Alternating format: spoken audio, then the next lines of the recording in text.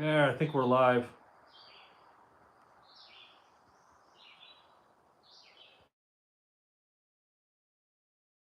Good, I believe. Yeah, I don't know. Somebody send me a comment, please. Let me know if you can see me and hear me okay. Oh, wait. I got nothing else to do right now.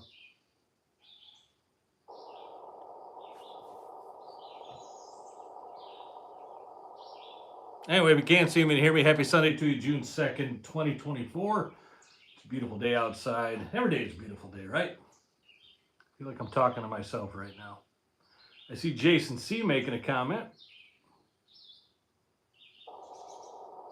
I know there's a big lag here, so I feel like an idiot right now just talking to nobody. Bill Dickens, I see some thumbs up. I appreciate that. Just somebody let me know. There we go. Thank you, everybody.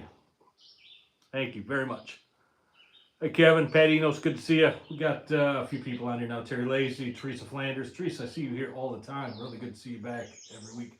Bill Dickens, the same. Jim Dabrowski, there's my guy. He always lets me know. Lima Charlie Travis. Ryan Purchase, where are you at this week, Ryan? You're always somewhere on the road in Havasu City, Arizona. Nice. Very nice. Welcome back to the channel, everybody. My name is Chris. I am the captain of Dark Blue Charters here in Manistee. We do this Sunday night live stream every Sunday night at 7 p.m. We talk about everything salmon fishing, trout fishing, and all the surrounding goodies. And I should always remind everybody that these live streams are proudly brought to you by Dreamweaver Lures. Check them out at dreamweaverlures.com on your own free time. They have great stuff. I'm just live streaming on the phone tonight, so I don't have any fancy graphics or anything. And if anybody got on here and saw a notification for the video tonight and then it disappeared, and then maybe another one and that disappeared, my apologies. I don't know what the heck was going on with YouTube, but they kept freezing up on me. So hopefully this one is going to stick. Looks like it is. Steve Eddy with a 10-pound, 6-pound brown today. Nice job, Steven. Also, please take a moment to answer the poll question. The poll question tonight is really what you want to see next Sunday night. I'm going to try to do this a little more often from now on. I'm going to look for feedback. Excuse me, throat's dry. I'm going to look for feedback from all of you. So tonight's questions or poll questions are, what do you want to see next Sunday night? And the options are, do you want to see the Captain Skills Challenge like we did in the past? And of course, that's contingent on me getting 4 of my buddies to offer their time and come on the channel and do those things. And we have a lot of fun with that. So Captain Skills Challenge, Flasher and Fly Basics, a season overview and update, which means I'm going to try to get Scott Argetzinger on for that if he's available, just to go over the season, what we think about how it's shaping up and whatnot, and what we think it's going to, how it's going to play out for the rest of the year.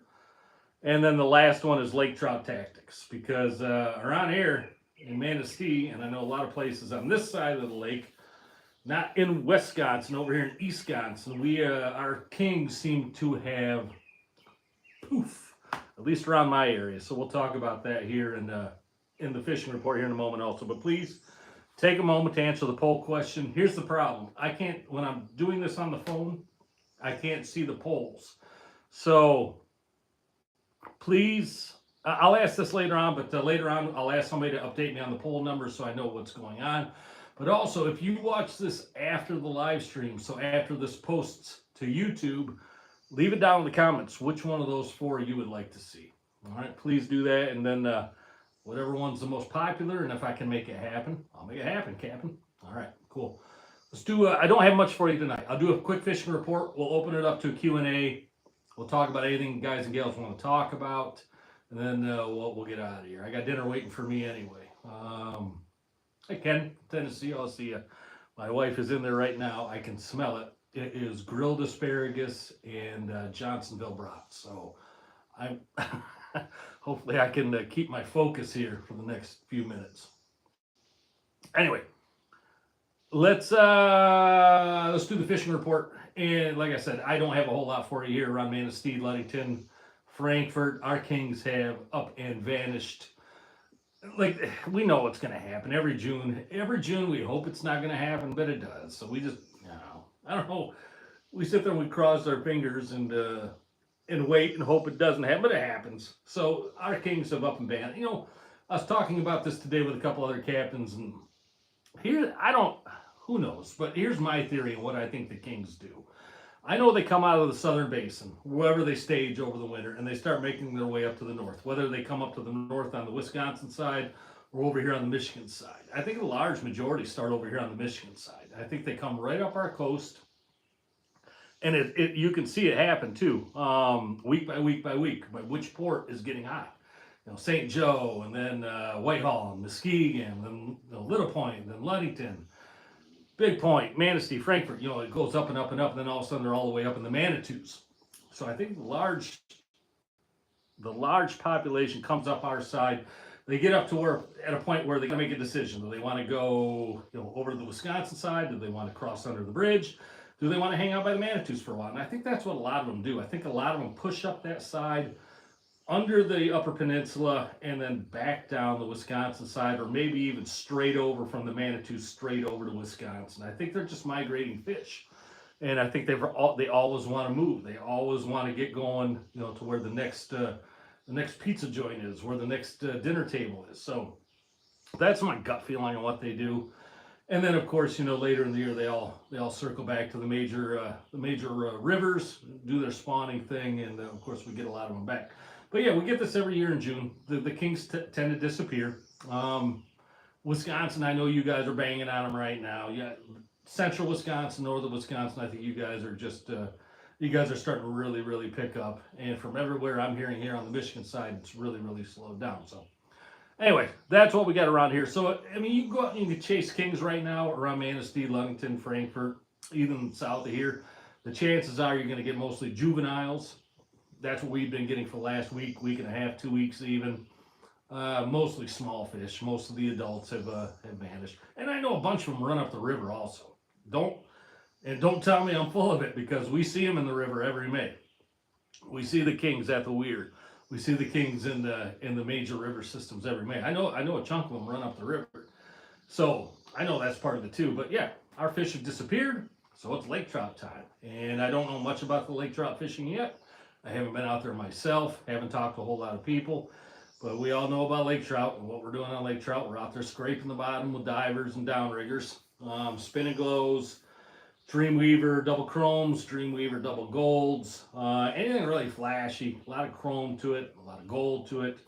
With Dreamweaver whirligigs or spinning glows are really the ticket for lake trout. And get them right down there on the bottom. Get them right down, scraping on the bottom. For my center downrigger, my center downrigger on some days is the absolute most productive lake trout program, or part of my lake trout program. I get that thing down. I run my Big John brutes are pretty fast, so I run it right down to the bottom until it stops. Blink, hits the bottom, and then I'll watch that downrigger arm. I'll watch how it's riding. And most of the time, I give it 4 more seconds of down, and I'll actually count up 4 seconds in my head, and I'll stop it. And a lot of the time, and I'm running a 16-pound ball on that thing, and a lot of time I'll just see that downrigger arm then just pop. Every once every second or two, just tapping that bottom. And if I'm changing depths, of course, I got to keep an eye on it. But that thing with about a 15-foot lead, with a Dreamweaver double chrome, with a good spin and glow on there or whirligig, that thing is often just taking the majority of the lake trout, because that downrigger ball is down there hitting the sand, hitting the dirt, kicking up commotion, causing gobies to run for cover. And those lake trout, it's like a dinner bell to them. And they come over and they see that flash and they go, oh, I want some of that. And unfortunately, it's the last of that they probably get. So anyway, that's just really a very effective tactic. Of course, divers are really good too. We can talk about all this on another time, but it sounds like lake trout is what I'm getting to in the long-winded answers. Lake trout is likely the name of the game for the next few weeks until our Kings come back. And lake trout fishing, I don't care what you say. There's a lot of people out there that badmouth lake trout. I love the darn things. I think they're great fighters, and they're not like a king. Of course they're not. But you put a 12-pound lake trout on the end of a high diver, which is out 400 feet to get to the bottom, and you're in for a fight. and you're going to be there for a few minutes, and your arms are going to be cooked by the time you're done. And you do that another 3 or 4 times a trip, depending on how many you lose, and you end up putting, if you're a group on my boat, if we put 12 to 15 Lakers in the boat, whatever it may be, that wears those customers out pretty good. And don't let anybody tell you. I mean, obviously, not everybody loves lake trout to eat. I love them on the smoker. I don't know if there's a better fish on the smoker. The oil in there, or the grease. Some people call it. I think they come out so good on the smoker because they don't dry out because of that oil, because of the way their fat content is in the fish itself. They don't dry out, so they smoke up really, really, really nice. Anyway, yeah. So lake trout season is here. We can talk about that more in the upcoming weeks. Wisconsin, tell me, how's your fishing? If you're on here right now, I've missed a lot of comments. I know I've been yapping at the gums, but Wisconsin, if you guys and gals are on here right now, tell me how your fishing is, because I hear it's pretty darn good. And good for you. I'm always happy for people to have good fishing. Steve G saying same with Two Rivers. Yeah. Anyway, that's really the fishing report for right now. If you really truly want to learn a lake trout program, and you can you can watch these videos, please do, and you can watch other channels' videos on lake trout. But it took me a long time to really get my lake trout program dialed in, and it wasn't until I just really went out there and did it a bunch of times and screwed a bunch of things up, because it's on paper, it's really easy to do, but in actuality, there's some nuances to lake trout programs that are tricky. And if you don't get those little things dialed in, you can be missing the big picture. You could just end up, from, instead of putting 15 fish in the boat, you might put 4 fish in the boat. So what I would recommend, if you're really looking to get out and build your lake trout program, learn how to do it, book a trip with a good charter that has a good lake trout area, in its home port. And I'm not saying me. You can go with anybody you want to. If you want to come with me, I'd be happy to have you. But book a charter and go and watch how those guys and gals run their lake trout programs. Watch the speed changes, watch the depth changes, watch the bait changes, watch what happens with those diver rods. Because you have to know when that lake trout is biting, when it's not biting, because that diver rod, God, I don't know how many times my customers have screamed fish and pointed at the diver, and my heart, of course, goes up in my throat, because my God, it's like the wake-up call for me. And I turn around and it's just the diver ticking on the bottom. So, happens. So yeah, if you're really looking to build up your lake trout program, I highly recommend take a trip with somebody that knows what they're doing on lake trout. There's some really good lake trout charters out there.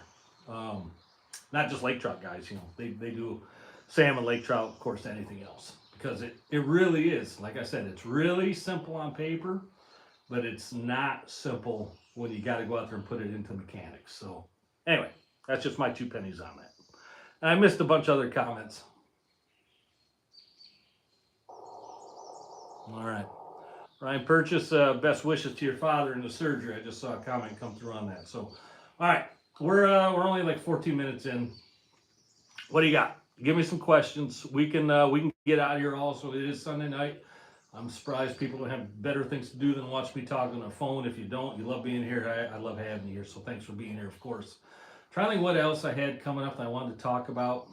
We still are doing the salmon fly, the purple taco salmon fly promotion. If you got flies you still want to send in, please do so. Please do so. Flasher fly or flasher meat rig is my go-to. Flasher fly normally. Eric, you can go longer if I want to. Eric, I don't know about that, man. Oh, Steve Eddie, lake trout in a beer batter deep fried, little 2x2 chunks. Steven, yes, absolutely. I'm trying to think if there's anything else I really wanted to talk about. Good to hear it, Ryan. Leroy Dowding, I saw you on here. Good to see you. Oh, lake trout chowder. Eric, I have not had lake trout chowder. That sounds really, really good. Oh, that's one thing I did want to mention, because I just saw Patrick Johan skip through here pretty quick. Tangle Tackle and Manistee now has GRC trolling products. We are carrying, by we I mean they. They are carrying, I think, 12 or 13 different meat rigs from GRC right now. All are really good. I just put a video out yesterday showing off the meat rigs, and they're really, really good. Most of them are custom stuff, just out this year from GRC. And somebody asked me earlier, flash or fly or flash or meat rig. It's hard to say yes to one and no to the other because both can be really, really good. But it seems like later in the year around here, the meat rigs really start picking up a little more and more, maybe towards mid-July. And you can fill a boat up with meat rigs. There's no doubt about it. There's some nuances to them. They take a while to get dialed in. But when they get dialed in for you and the meat bite is on, holy crap, you can fill up a boat with big fish. Meat rigs tend to take big fish. They're like plugs. They just tend to take some good fish. You're going to get small ones too. You'll get lake trout on them too. But overall, I think a meat rig can put a really good fish in the boat for you. So I can't say one over the other. Both are outstanding.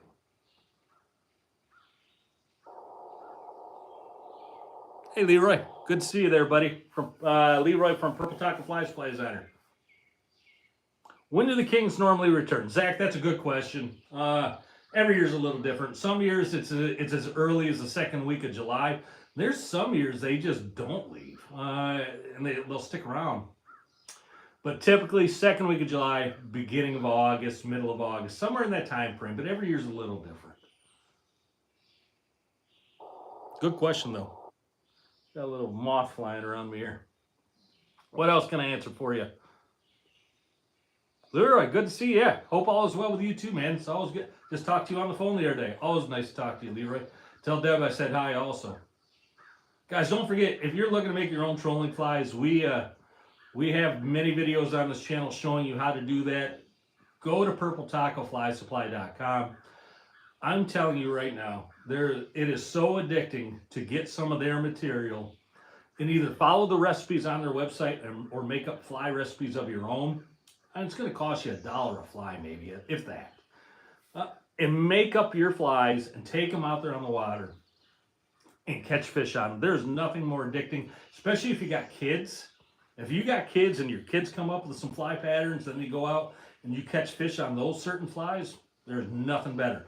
Nothing but that was one of the best memories that you can have on the lake right there. And Purple Taco has every color you could possibly want. They have, oh my God, I have flies that I've tied up with their stuff from years ago. I still haven't put in the water because I get so addicted on those things. You know, next thing you know, you got 400 flies in front of you and you don't know which ones to run. Yeah, Ryan, I got you in August, definitely.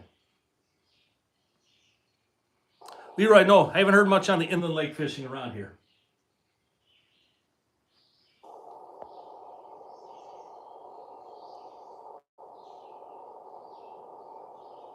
Kim Brescia just asked, what hooks do I use on my flies? So I still am lucky enough to have a good quantity of VMC Spark Point number 2s. Those are, Gamakatsu's really good too. Owner's good also. But those VMC Spark Points, that they were out maybe 5-6 years ago, and VMC discontinued them after like 2 years of running them. I don't know why. I still have a couple hundred of them that I bought up a long time ago. Excuse me. They are super sharp and super sticky, and that's what I run. But you can't find them, so I don't know. I'm just teasing you with that, I guess. I don't mean to. I apologize. Look for a quality hook. Gamakatsu, Owner. VMC has some good quality ones. Gammies, I think, are probably your best bang for the buck. You want a fly, or you want a hook on your fly that's obviously going to stick the fish. And I'm not bad-mouthing any fly company out there. KRW just went to new VMC hooks on their flies because their old hooks they were running Eagle Claws, and they were not good. I'll just say that. So they went to VMC this year, and they're much better quality, But you can still find hooks out there to upgrade. Anyway, it's your choice, whatever way you want to go. What about Eagle Claw, Jim? Or Eric, I'm sorry, you just asked that. Not a big fan. Yeah, not a big fan of Eagle Claw. No, it's not the 2-0, Scott Garbs. It's not the 2-aught. It is the actual number 2. So as they're small hooks, they're 12s, 10s, 8s, 4s, 2s, 0s. They're getting bigger in that way, and then it goes 1-aught, 2-aught, and on up. So no, not the 2-aught, 2/0. It's the actual number 2. It's a good size. It's a good size for flies.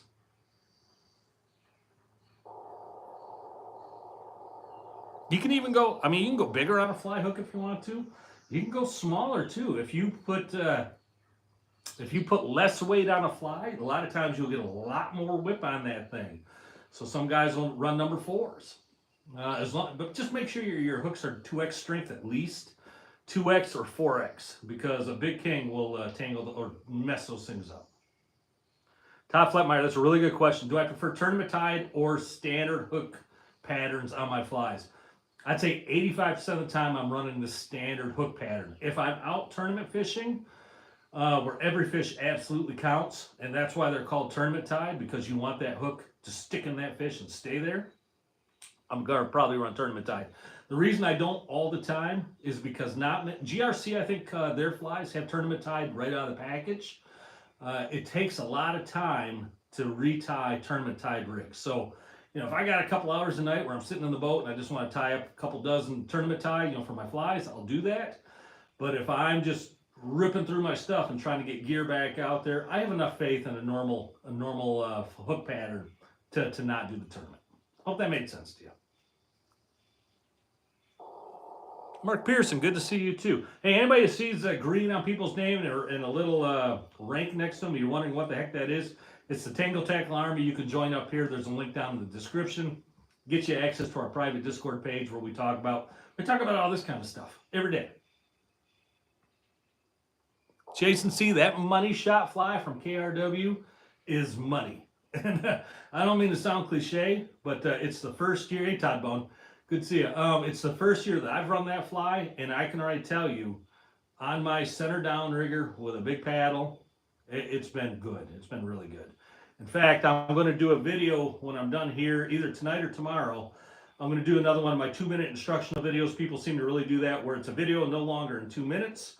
And this one's going to be how to run a big paddle, how to set it up and how to run it. 2 minutes, that's all you got to devote your time to, 2 minutes or less. But since we're all in the world of TikTok now, I find it harder and harder holding people's attention for longer than 30 seconds.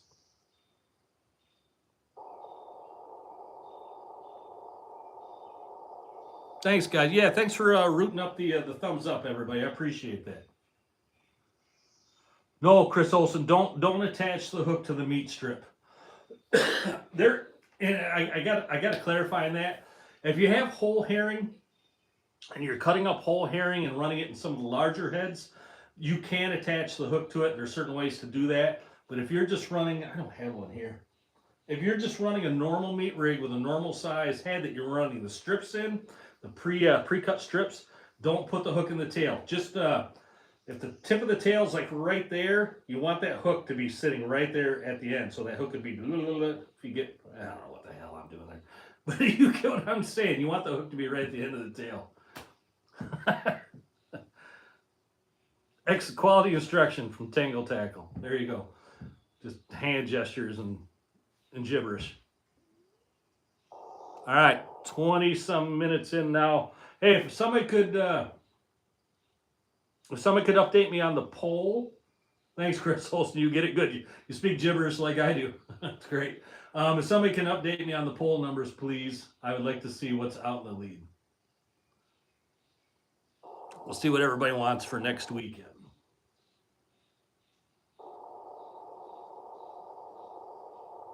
And again, thanks everybody for being here. We got 130 people or so on here. 38% captains. Okay, gotcha, Steve Steele. Good to see you too. Jason C. 2-minute video sound effects only. Yeah. Great idea. Captain's at 38%. Okay, gotcha. So it sounds like the Captain Skill Challenge is possibly what people want to see. That's a fun video to do. If you didn't catch it last time, it's just me and 4 or 5 of my buddies and I give them little tasks they got to perform, like untangling hooks, lure identifications, a little trivia. It's just a lot of fun. It's a way for all of us to poke fun at one another and be idiots. So that's what we're good at. Captain's 37%. Thanks, Craig Rao. Good to see you also, man. All right. Bill Gerlach, good to see you. Yeah, you're welcome. Thanks for being here yourself, Bill. Always good to see your name on here. All right. If we're good, we're good. Let's get out of here. Yeah, Andy May says, you open up your fish. If there's good alewives in there, you can use it for cut bait. Absolutely. Absolutely. I'll give it another 20 seconds or so here just to catch up with the lag, and then we'll get out of here. My Johnsonville brats and grilled asparagus is calling me. Yeah, Steve, I'm going to go eat. Definitely. Jim Kaczynski, yeah. Hopefully everybody has good weather also. Scams are starting to show up. That's nice to hear. Go chase down some scamania. All right, that's it. All right, like I said, join the Tangle Tackle Army. We can continue these conversations on our private Discord. Don't forget, if you do join the Tangle Tackle Army through YouTube, you got to email me what your screen name is so I can verify, and then I will send you the invitation code. ChrisTangleTackle@gmail.com. Send me that, and I will get you on there. We'd love to see everybody on the Discord. It's a lot of fun. I think we got about 100 people on there or so right now. We talk about fishing, snacks, recipes, lures, boats, you name it. We talk about it. Everybody, thanks so much. Be safe this weekend.